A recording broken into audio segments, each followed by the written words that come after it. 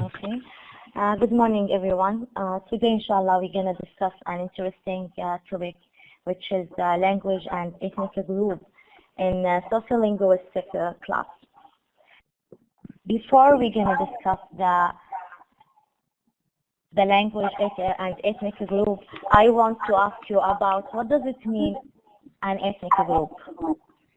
Actually, the ethnic group is a category of people who identify with each other based on similarities, such as a common language, social, cultural, or national experience.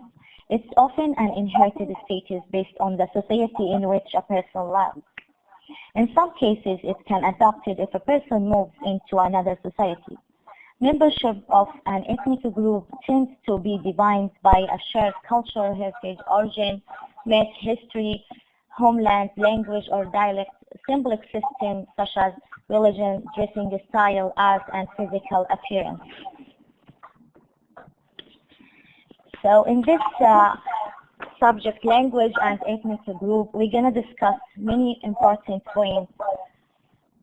First, we're going to discuss the language and ethnic, and then the experiment in the USA. Ethnic group disappearing through the history, lexical cleansing and substratum effects, grammatical features of African American vernacular English, varieties of the English language, and at the end we're going to make a comparison between the second and fourth edition. Okay, actually the writer starts this chapter with an experiment that I want to apply this experiment with you. Okay, go ahead.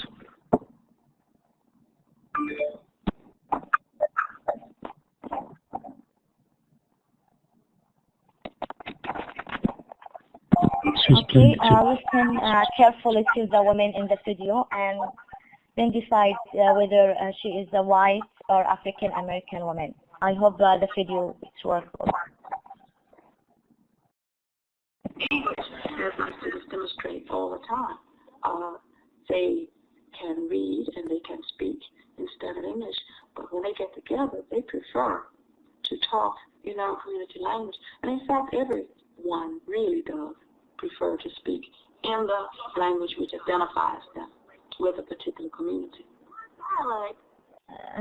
So this woman, what do you think? Is she African American speakers or white speakers? They make the same things. That the experiment was carried out in the USA, in which a number of people acting as a judge were asked to listen to a tape recordings of two different sets of speakers, white speakers and African American speakers. Many of the judges decide that the speakers of the first set were African Americans and the speakers in the second set white, and they were completely wrong. So the people of the first set were white speakers, and in the second set was the African American. The white speakers people who had lived all their lives amongst African Americans, where black cultural values were dominated. The black speakers were people who had been brought up with little contact with other blacks in a white area. The fact was that the white speakers sound like blacks and the black speakers sound like white.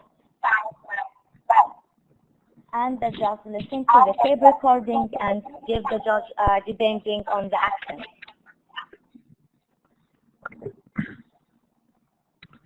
Okay. Okay, and also I can show this is a video of one person or African American person who lived with white and how his language become like white speakers.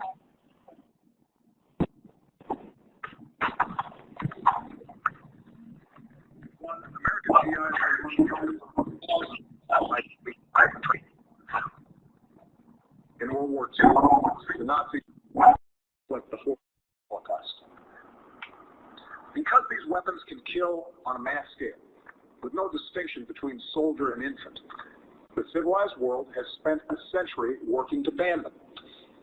And in 1997, the United States Senate overwhelmingly approved an international agreement prohibiting the use of chemical weapons. So this is as one example of African American who speak like white speakers. Okay, actually this experiment. Let's ask who was it? Who was this black American or Afro-American who speaks like white Americans? I think everyone recognizes her. Yes, most people recognize the sound. Even Abdullah here was able to tell from the beginning when you played. So that was Obama. And this is very interesting. It's not the color of the skin that determines the variety that you speak, but rather where you were brought up. Okay, the community in which you were raised will determine the type. Therefore, it's not intrinsic. It's not something innate within you that you come to this life speaking this variety of language. No, you could speak any variety that we're exposed to. Okay, and Obama was raised. He was from Africa. Actually, his father was African anyway, and raised by a white family. Therefore, he acquired these features of what might call white American English, if there is. Even when you say white American English, this term is so large that it would include hundreds of dialects. But at least if you look at the larger, from a helicopter view, yes, this is white American. Okay? Okay. Actually, this experiment shows two important points. First, there are differences between the English spoken by many whites and many African Americans in the United States of America. The second thing that this experiment shows that people do not speak as they do because they are white or black, but the speakers acquire the linguistic characteristics of those they live in close contact with. As a result, there is no racial or physical basis of any kind for linguistic differences of this type. Any human being can learn any human language, and we know of many well-attested cases of whole ethnic groups switching language through time. For example, a large number of people of African origin who now speak originally European language. It is a social and cultural fact that the language may be an important or even essential go along with ethnic group membership. For example, it's less accurate to say that Greeks speak Greek than to state the people who are native speakers of Greek who have Greek as their mother tongue are generally considered to be Greek, at least by their Greek, whatever their actual official nationality. Also, by no means all American blacks speak African American vernacular English, but the overwhelming majority of those who do speak it are blacks and can be identified as such from their speech alone. Here, the next point said that language is a defining characteristic of ethnic group membership are very common on the world scale. And this is true. For example, in Ghana, there are native speakers of more than 80 different languages, including the major language such as Hausa, Tawi, and Kor. In most cases, individuals will identify themselves as belong to a particular ethnic group on the basis of which of these many language is their mother tongue.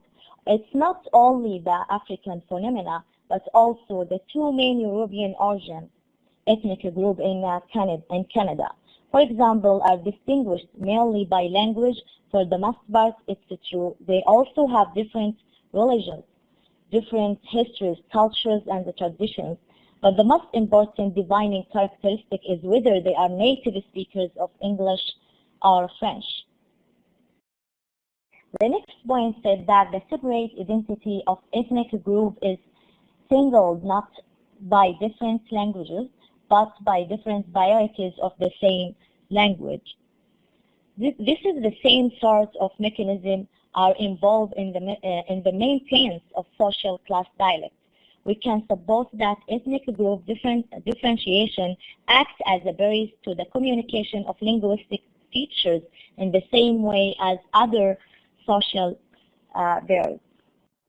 Languages are social constructs, so ethnic groups are also relatively fluid entities whose boundaries can change and which can come into being or disappear during the course of history. And here he gave us the example of Yugoslavia. Yugoslavia between 1918 and 1990 was multi-ethnic, multilingual nation state. Although there were large of monasteries of Hungarian speakers in the northeast and of Albanian speakers in the southwest, as well as other small monetary groups. In the center of the country, however, Croatia, Montenegro, Bosnia, and Serbia, the situation was rather more complex. So the official position was that the language of this area was Serbo-Croat. Serbo-Croat language came in two different forms. Serbian, which was most often written in the Cyrillic alphabet, and Croatian, which was used the Latin alphabet. At various times in history and by different people, Serbian and Croatian have both been considered as a single language with two different norms, two different languages, depending on the general ideology and political situation. Actually, for Croats who were native of Croatian, they can use, or they prefer to say that they are using the Serbo-Croat language or Croatian, but for the Serbs who had grown up in Croatian and who spoke exactly the same way, would prefer to say that they spoke Serbo-Croat. And you can see here in the map the actual map of the Yugoslavia in the past and today, how it's divided into 7 countries. As you see in the second slide, that Bosnia it occurred in the central of Yugoslavia, which is the situation or position was more complex. In Sarajevo, the capital of Bosnia might perhaps say that they spoke Croatian if they were Croat, and spoke Serbian if they are Serbian. So in actual using the Serbo-Croat, it's made much more sense for them. Since the early 1990s, with the breakup of Yugoslavia, this situation, as is well known, has changed. So the government in the Zagreb of the independent nation of Croatia calls its national language Croatian and strongly favor the Latin alphabet. But for the Serbian government in Belgrade, on the other hand, calls its national language Serbian and strongly favor the Cyrillic alphabet. In both cases, moreover, the governments have attempted to carry out what some opponents have called lexical cleansing, in parallel with the tragic of ethnic cleansing, the killing or removal of members of one ethnic group by another, that have occurred in various places in former Yugoslavia.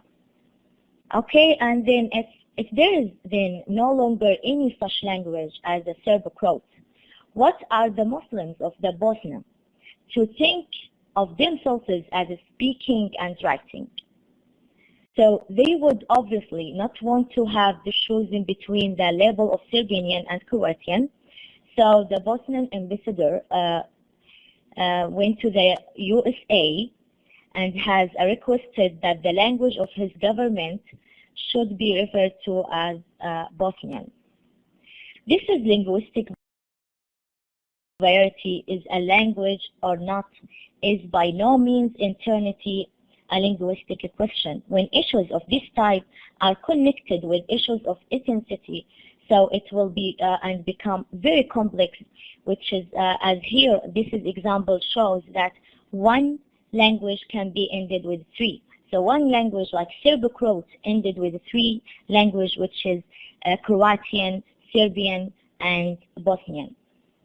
In other cases, however, ethnic group differences may be correlated or to relation to the more naturally with the phonological or grammatical differences. In origin, these differences appear to be at least to a certain existence of the continuing effect of what are often called substratum varieties.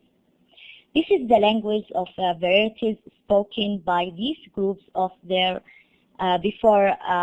language, those group which are Italian and Yiddish, before the New York City English became their, or before they became speakers of the New York City English. And this is a substratum varieties affect the interface of the old language and the new one.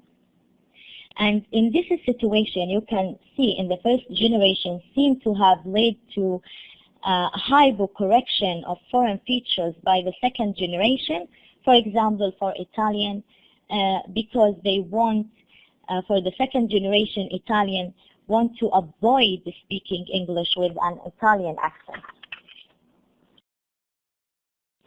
Here also, a similar kind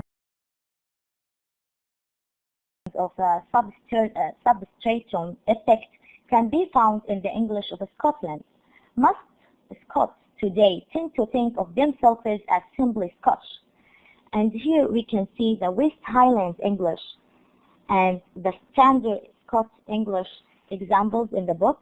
Here, West Highlands English say, I am seeing you. But for standard Scots English, say, I can see you. And here there is a video for the Scottish speakers to be more recognized of the differences. If I make some comments regarding what Maram is presenting, we're looking at two different cases, a substratum case and suprastratum case. In the case of Yugoslavia, this is one of the new parts of this chapter that Treadwell brought into this edition because 1974, when the first edition of the book was written, there was no such a case. They looked at Yugoslavia as one united nation with many ethnicities: the Croatian, the Montenegro, the Serbians, the Bosnians, the Croats, and all these. They looked at them for political unity. This is an example, just like the Chinese example. Regardless of the major differences that might exist between these linguistic varieties, at that time they called them dialects with ethnic taste. Okay, but with the collapse of the Soviet Union, as well as most of the countries linked to it, one of them was Yugoslavia. This country turned into 7 nations. And as a matter of maintaining their identity, they started calling these ethnic dialects as languages, and they are recognized now as separate languages, politically speaking. Okay. On the other hand, if you look at as Maran brought to your attention, the substratum, in the sense, in New York City, it's in New York City, in the United States, at large, in many countries, or even in England, and you could bring many examples from all over, where people want to integrate, especially with immigrants who come to a society with a background, a linguistic background that is distinct, like the Italian, the Jews, the Arabs, and many ethnic minorities who migrated to the United States, for example. They wanted to integrate within the mainstream society, generation after generation, although they maintain their own ethnic background. but it's not now. They're marked not by the language that they speak, but the variety of English that they have acquired, based and affected by their own linguistic background, previous linguistic background. It's easy to tell that this person is a Jew in New York City from the way they talk, or an Italian ethnic. So it's not an Italian country, it's an Italian. Being Italian means an ethnicity. Like American Italian, or American Jew, or American Arab, or American whatever, okay? Just this is a comment. Now, from super stratum, it is a classification. Now turning from a dialect into a language, okay, or from a language into a dialect. You see. You may go ahead, Maram.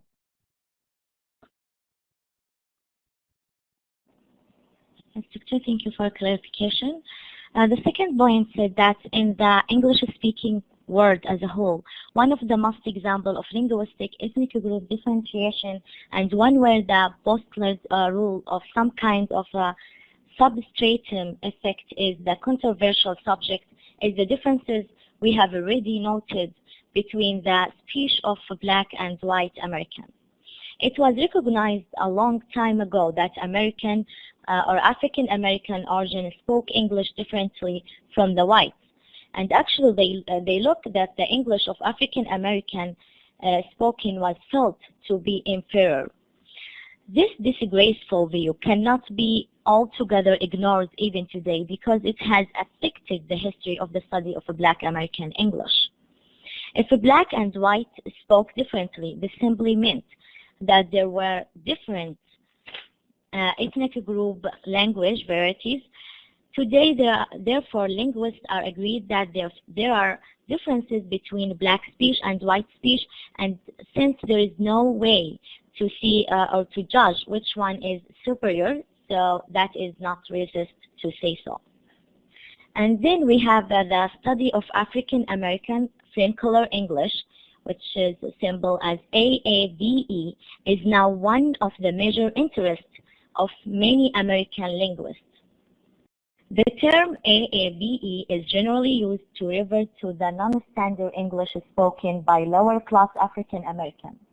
The term Black English as AAVE was sometimes known, had the disadvantage that it suggested that all Blacks spoke this one variety of English, which is not the case. The use of term vernacular, on the other hand, distinguished of those Black who use the standard English or who spoke the standard English from those who don't. And there are now truly academic controversies on the and one of the most interesting debates of the fact is that the differences between AAVE, which is African American vernacular English, and other varieties, there is disagreement as to their origin.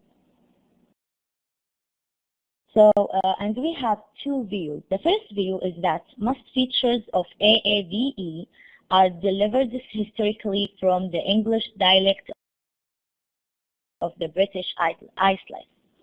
And the second view looks not to the British Isles for the origins of AAVE, but to African itself. As you know, Black American came from Africa, and so it's obvious native speakers of different West African language, and as you see that there are many of lexical it is taken from the West African, they use into the general word English today, such as peanuts. Also, there are words that is connected with African American culture, such as jazz and hip. All these can use it in the general English language today, for today. And then we're gonna go or move to the characteristic of AAVE can be explained by supposing that the first American Blacks spoke some kind of English Creole. Actually, the writer, he doesn't discuss this English Creole in this chapter. because he will discuss it in chapter 9. But he gives the meaning of cruel is applied to a Bajan language, which has become the native language of a speech community and has therefore become expanded again and acquired all the functions and characteristics of all natural language. Abidjan is reduced, mixed language, evolved for, you can say, trading purposes by speakers with no common language. The varieties of Bajan English, you can see it in the West African, and for English Creoles, you can see it in the West Indian. And then we have, this is hypothesis that AAVE is not delivered directly from British English dialect, but from an English Creole, much like that of, say, Jamaica. Jamaica is a Caribbean island nation. So this view would hold that earliest American black had the Creole as their native language. And then over the year, this is decolorization come to resemble more and more closely to the language of the whites. Also, the AAVE difference from other English varieties, it may be the result of the maybe the result of the retention of the Creole features. And then we're going to go to this argument. It said that central to this argument about the origin of differences between African American vernacular English and other forms of English are grammatical features. So here we're going to discuss the grammatical features of AAVE. Actually, there are 5 points. It's showing the grammatical features of AAVE. Number 1, many of AAVE speakers do not have S in third person singular present tense forms, so that forms such as he go, it come, she like are usual. And this is feature, you can find it also in the British English dialect of East Anglia, including Norwich. So this is the first point. The second one, another important grammatical characteristic of AAVE is the absence of kabla, the verb to be, in the present tense. For example, they said, she real nice, he not American.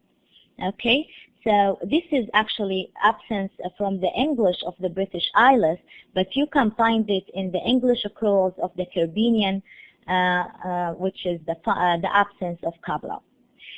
Or absence of verb to be.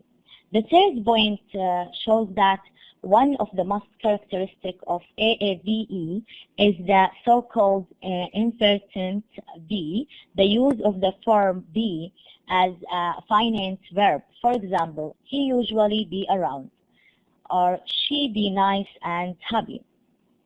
This is appear to be no different from its occurrence in certain British dialects, where I be, he be, etc.